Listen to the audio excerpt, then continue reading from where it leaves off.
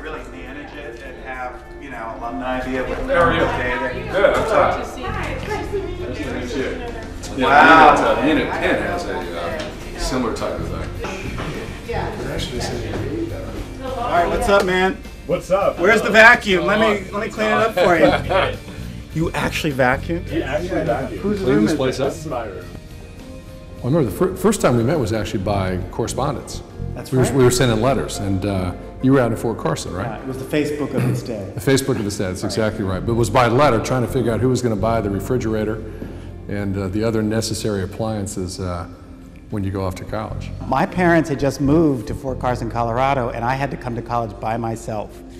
And I drove down from Washington in a powder blue Pinto with a trunk that my mother insisted I take to college, which was big enough to hold 2 bodies at least in the back. So I pulled up to Yates with no ability whatsoever to get moved into my room, and I wandered up. And my first impression was, boy, he's big. He's definitely the guy who's going to get this trunk up the stairs for me. I don't know about you, but we used to have a rule: you had to yell "flush."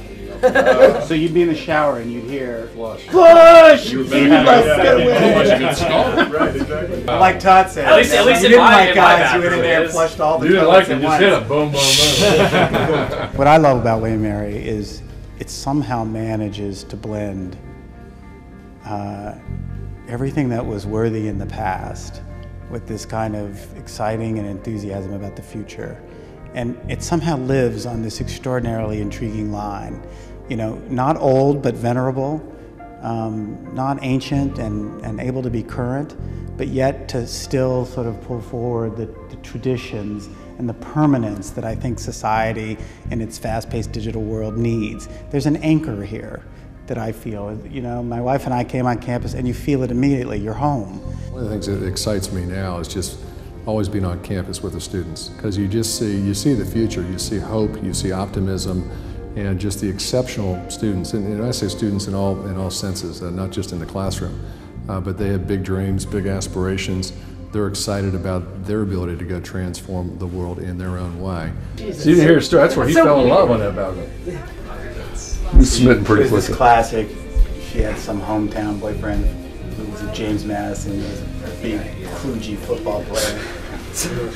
And he showed up the same weekend this happened, like out of the blue, like on a road trip.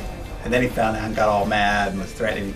So Todd, who was a football player, like rounded up like the whole offensive. Todd rounded up like the whole offensive line and lived on this hall, and they like hung out in this room. And I was like, had my entourage of bodyguards. You got bodyguards. Escort. We scared him away. Absolutely. The college is timeless. And at least speaking for myself, you really, as you begin to assess the value of your own life and what your contributions are going to be, you realize that one of the greatest things you can be doing is continuing to tender the fire that was started hundreds of years ago, that will be here hundreds of years after you. And if you could have done a little bit to make it a little better in your time, in your relationship with this great institution, that's a very almost spiritual thing. And I think for me, I get an amazing amount of emotional movement from the idea that I'm going to help contribute that, 200 years from now, 2 other women will be sitting here talking about their time as rector.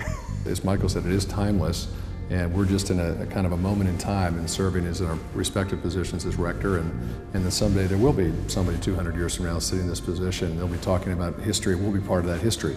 And so it really is a great privilege to have attended the college and a great privilege to be in this role. Okay, all right. I went to Flint Hill. That's where, Caroline Stottlemyer. Yeah.